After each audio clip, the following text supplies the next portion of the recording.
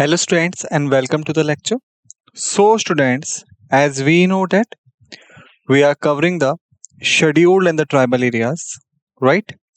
This is the topic on which we have been discussing, and basically within this series of the scheduled and the tribals,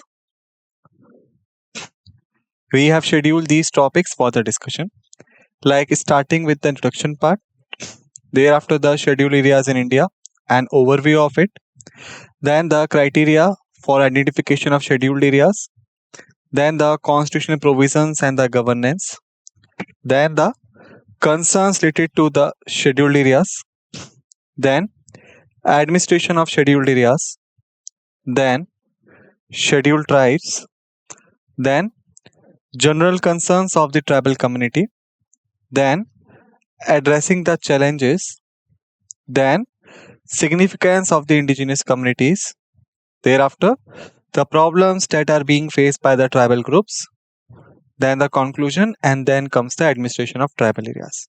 Okay, so this is the picture that we have created so far all together, or you can say these are the topics basically. All right, so if we talk about the topics that we have covered so far, so basically we have done with an introduction part, thereafter we have done with the scheduled areas in India, an overview of it, then we have done with the criteria for the identification of scheduled areas, then we have done with the constitutional provisions and the governance. These topics are the topics that we have covered. The topic on which we have been discussing right now, this is the concerns that are related to the scheduled areas. Okay, and the topics that are remaining, these are the administration of scheduled areas, scheduled tribes. Okay, general concerns of the tribal community, addressing the challenges, significance of the indigenous communities, problems that are being faced by the tribal groups, the conclusion, and the administration of scheduled areas. All right, so this is the picture that we have created so far all together. In this lecture, basically, we will start from where we had left in the previous one. So let's start it, the lecture. So basically, in the previous lecture, we were discussing about the concerns that are related to the scheduled areas, right? That was a topic on which we had been discussing. And basically, we were seeing that as the matter of denial of rights. Why? Because we know the certain percentage of the tribal population is out of the preview of the Article 244. Now, you are required to tell me what is the percentage that is lies outside the preview of Article 244. To answer this question, you will have 30 seconds and your time starts now. Just tell me the percentage of the population that lies outside the preview of Article 244. Alright, 10 seconds have been passed off, last 20 are remaining.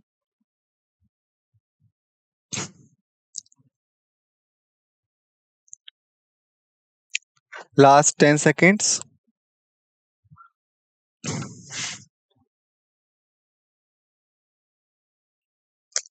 Alright, time's up. So total 59% of the tribal population is lies outside the preview of Article 244. And basically, what is the implication of this? What is the significance of this? Like those tribes, that 59% that lies outside the preview of 244, that had the denied rights. Okay, which rights? The rights that are applicable under law, the law which administers the scheduled areas. Okay, so that is the thing. And we had taken an example. The example that we had taken was the right to fair and compensation and transparency in the land acquisition, right? This is what we were discussing in the previous example. So about the land acquisition, I had told you basically if you look at the map of India, okay, and if you will look after the schedule and the tribal areas,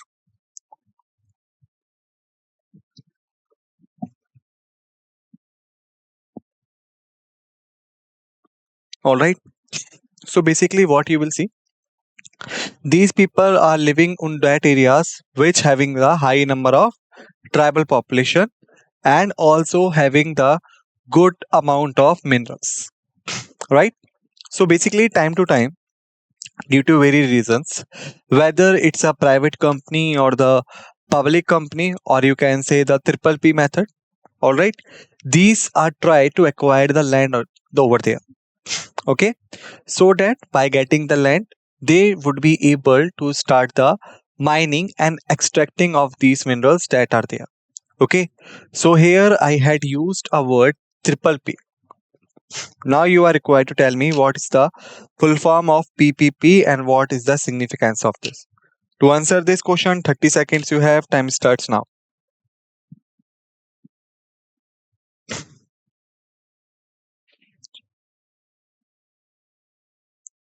10 seconds have been passed off. Last 20s are remaining.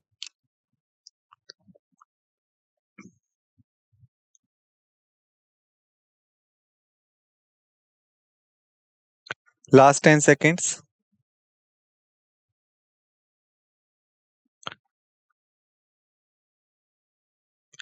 All right, the time's up. So basically, triple P stands for the public private partnership. Like I have told you, basically there are the three types of economies: the capitalist, the socialist, and the mixed. In the capitalist economy, market forces and all the three questions of the economics, like what to produce, how to produce, to whom to produce, these all dealt by the private sector or the private firms. The government intervene the less in the economy, while in the socialist it is totally opposite to the capital one. It means in the socialist economy, market forces like the supply and demand, and also the three most basic questions of the economies, like what to produce, how to produce, and to whom to produce, this all basically answered and controlled by the government. It means there is no private ownership and there is no concept of private property and all, okay. But in the mixed economy, this thing is, you can say, somewhat relaxed. What does it mean?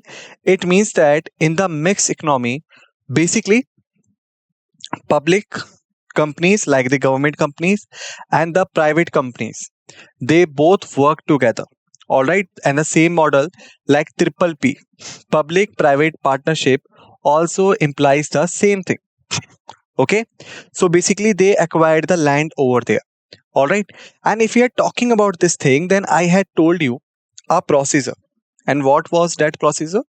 That basically before acquiring the land in any tribal area, all right, any company, any firm that is formulating the request for it, they are required to follow the certain, you can say, procedure.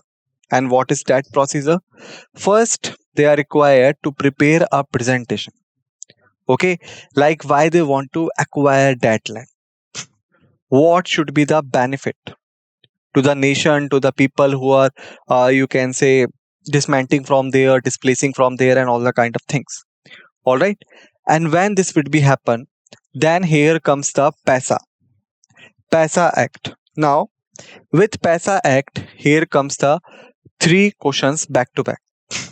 First question that I'm going to ask you is very simple: what is the full form of PASA Act? Time starts now. 30 seconds you have, okay.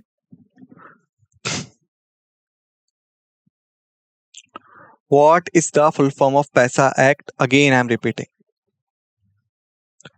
Okay, the 10 seconds have been passed off. Last 20s are remaining.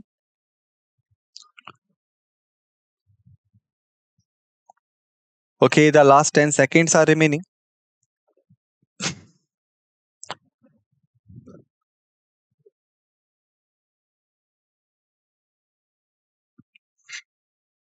Okay, the time's up. The correct answer is Panchayat extension to the scheduled areas. That is the full form of the PASA Act. Second question that you are required to answer here is that in which year the PASA Act was formulated. Okay, to answer this question, again you will have the 30 seconds and time starts now.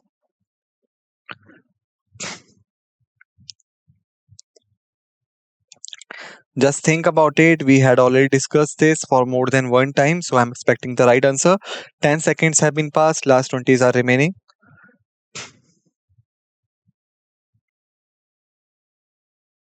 The last 10 seconds.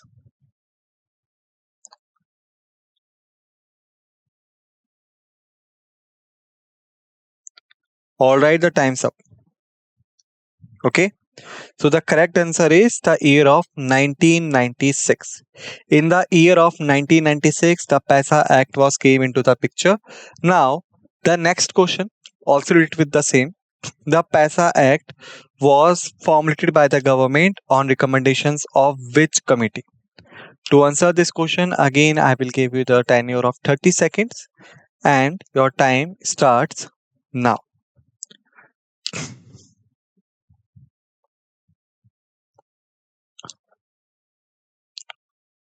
Okay, the 10 seconds have been passed, last 20s are remaining. Just think about it.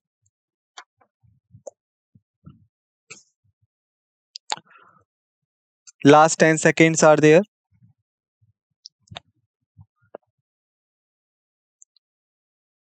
Okay, the time is going to be up. The time's up. Correct answer is the Bhuria Committee. The Bhuria Committee was the one which recommended the PESA Act. All right. Okay. So as I was telling you, here comes the role of Panchayat. Okay. Now you will say what is the role of Panchayat here? Basically, remember when we were talking about this thing, PESA Act or not. So basically, we said if there is any village that is having the schedule and the tribal people, okay, then they will have the panchayat system as per the provisions of PESA. According to this, if anything is to be applicable there, okay, then village panchayat's approval or the gram sabha approval is necessary. All right. So there, gram sabha approval is required whether it's a public company, whether it's a private company, or whether it's a PPP model. It means public private partnership. Whatever model is there. All right.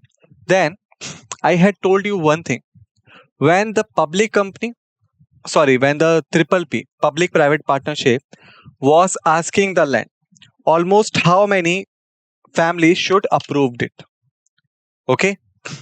To answer this question, you will have 30 seconds to think and answer, and your time is going to be start now.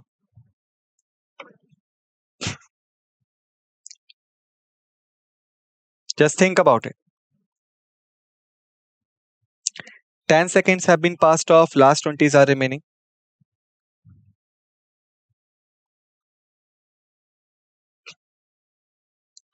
Last 10 seconds are there.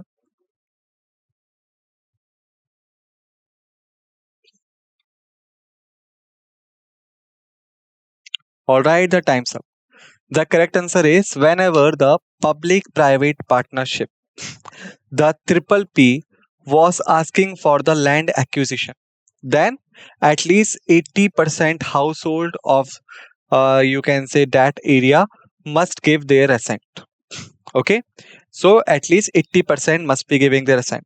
When we talk about the private firms, okay, then how much is the percentage?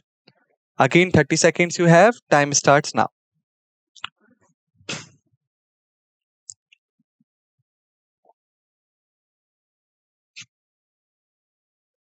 10 seconds have been passed, last 20s are remaining.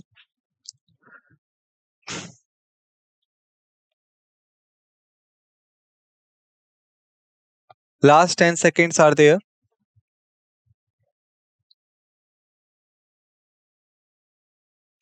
The time is going to be up. The time's up. So when the private firm alone will asking for the land acquisition, so at least 70% of the household must be in favor. Okay. So remember, when it is the public private partnership, at least 80%. When it's a private ownership, at least 70% must be in favor. Thereafter, the next is the fair compensation. Okay. So compensation, if we talk about it, however, we had already talked about in the previous lecture. But here I'm going to ask you one simple thing.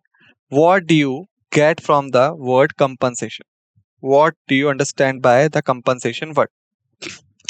What do you mean by it? So when we talk about the compensation, all right, the compensation means giving some amount or giving some monetary terms for recovery of loss that had been suffered by someone. Okay, again I'm repeating, it is a giving some amount or giving some monetary reward to someone who had suffered some losses. All right. So basically, in the previous lecture, we had discussed that when we talk about the compensation amount, when we talk about it, okay. So basically, there is the compensation as per the market value. All right. Like whatsoever would be the market value of that land, of that property that had been acquired. Okay. The market price will be considered when the compensation will be calculated. All right. But here is a one thing. Like I had told you, the compensation is not always give on the market value, but basically it is multiplier of some market value, or you can say up to some times. And that is also differs from the rural and the urban background. So now the next question that I'm going to ask you is that in urban area, what is the multiplication of compensation, and in rural area what is the multiplication of compensation? To answer this question, again I will give you the tenure of 30 seconds to think and answer. Time starts now.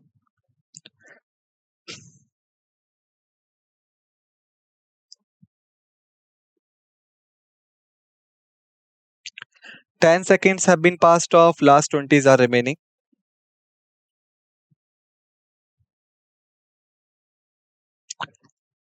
Okay, last 10 seconds are there.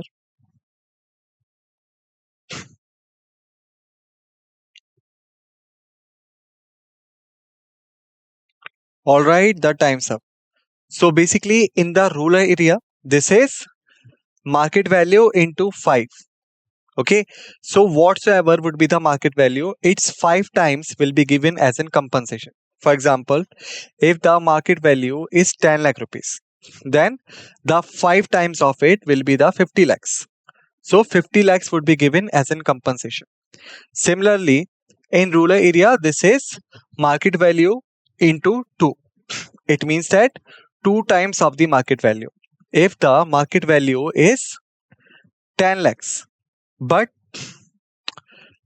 that would be 20 lakhs. It means 2 times of this would be given to the person who had given his land. Thereafter, the transparency. Okay. Thereafter, the transparency. Transparency means that there must be proper legality and proper transparency, and terms and condition must be explained and given to the tribals that had given their land. Okay. This could not be hurted. This could not be hunted. All right. After this, the next is the Rehabilitation and Resettlement Act of 2003. 13, sorry. So, what is the meaning of this? Here you will find that there are two words: rehabilitation, rehabilitation, and the resettlement. So, what is the meaning of this? Here you will identify the word like re.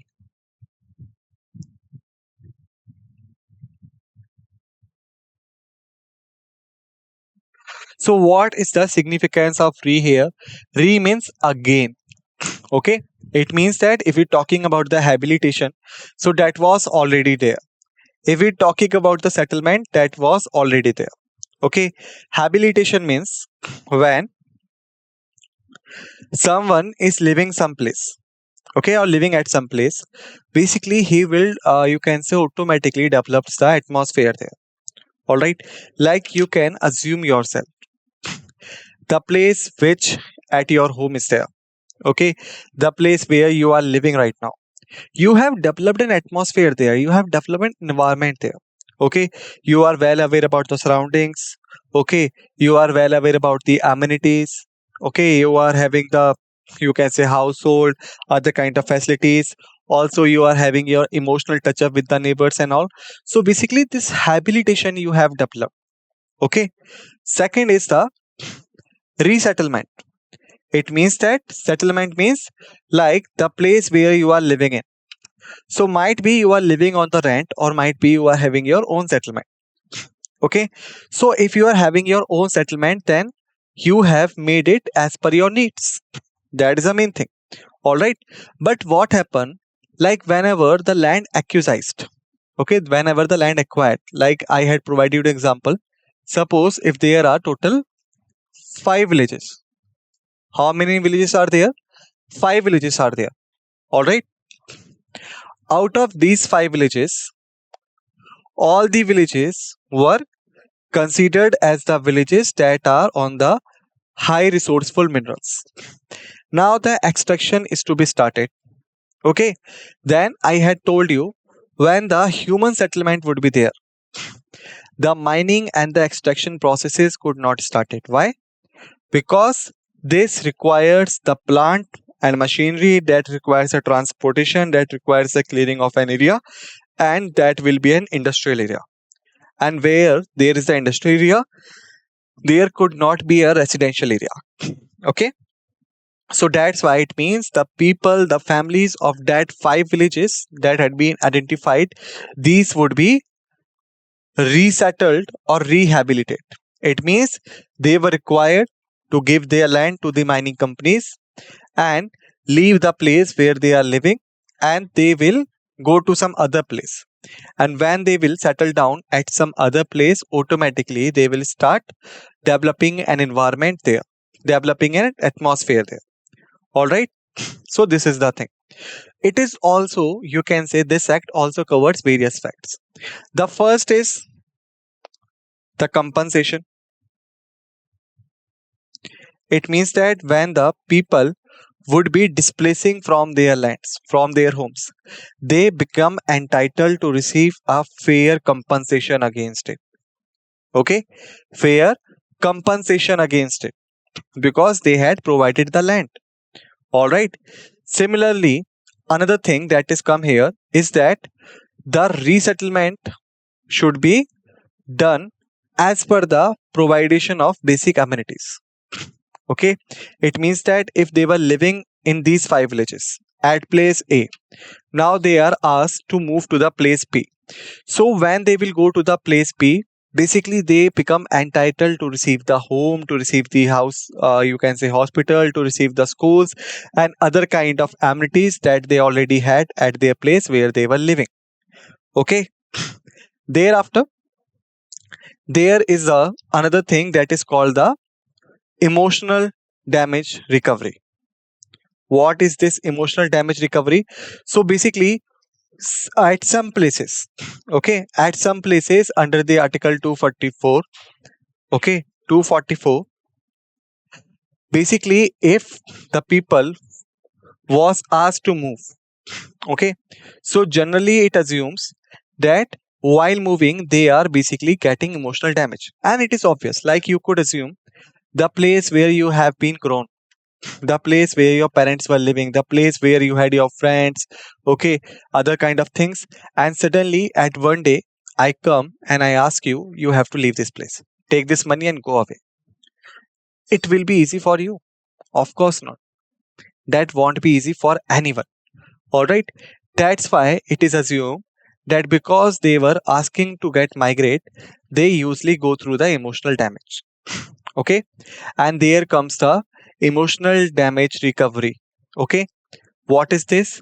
It is also an monetary award. It is also an monetary award that has been given, and it is almost 100% of the fair compensation. It means that, for example, if the land was of rupees 10 lakh lies in the rural areas, it means